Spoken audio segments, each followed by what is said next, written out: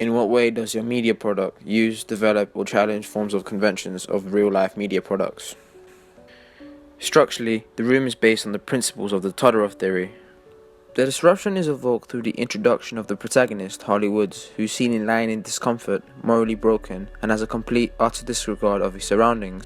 The disruption is further explored through the series of flashbacks, some of which reinforce the character's emotional status, such as the character's undergoing intoxication in a toilet, or the painful memories of haunting past as a different Harley Woods.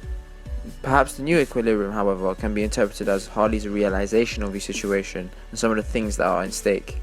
This realization is instigated partially through the Doctor, Dr. Ganesh.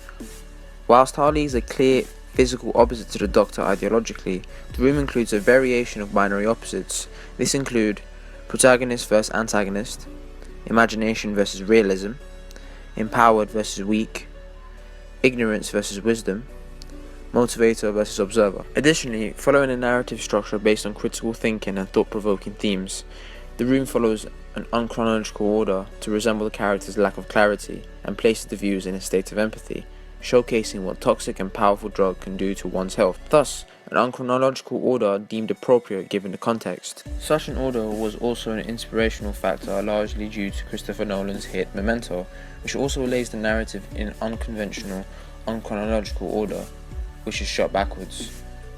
Whilst The Room does not radically follow such a structure, some of Memento's flashback scenes and subtle voiceovers are apparent and manifested into our film. In regards to the ending of the film, we decided to give it an open ending. A permissive ending would leave viewers in constant debate and speculation as to protagonist's final massive cliffhanger.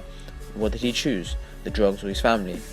We felt this ending would gel more appropriately into the psychological drama and to the overall story, because a typical happy ending would have defeated the purpose of embracing the reality of drugs.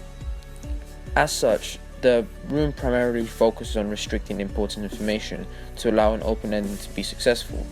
Voiceovers as Harley's descriptions of his feelings are symbolic and never delve into deeper, emotional recurring themes in The Room.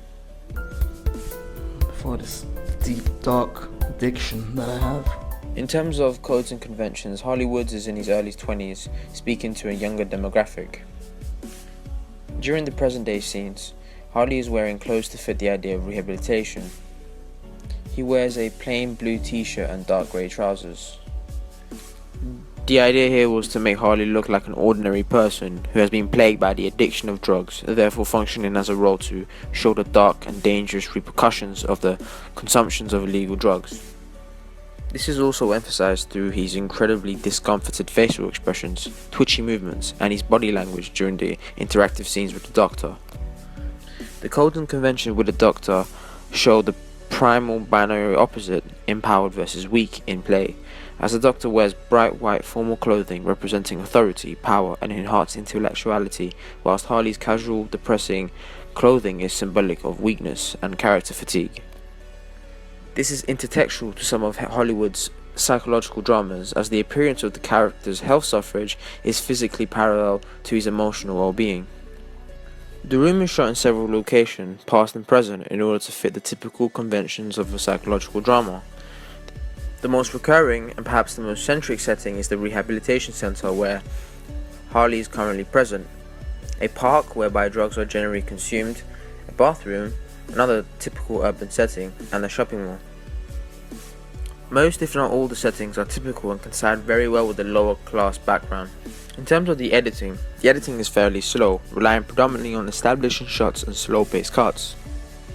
This way, it depicts viewers as the commentators and serve as watching an aspect of life very well a problem for a lot of people, typically the lower class. However, some scenes did require different shots. For example, the bathroom scene included quick, snappy frames of Harley's arms and needle, therefore creating a frantic and fast-paced action sequence. It can be presented as being a visual reflection of Harley's surge of adrenaline rush, forcing the viewers to empathize even more as they are forced to endure Harley's emotional pain. Some scenes, especially some of the flashback scenes, were edited in black and white to drag down the atmosphere, to desaturate, decolorize. This was taken from inspiration from Memento, especially some of the flashback scenes it occurs. Other films like Schindler's List was also inspirational. The overall objective is to essentially remove color, therefore depicting a lifeless, unimaginable atmosphere, which is also a recurring consequence for Harley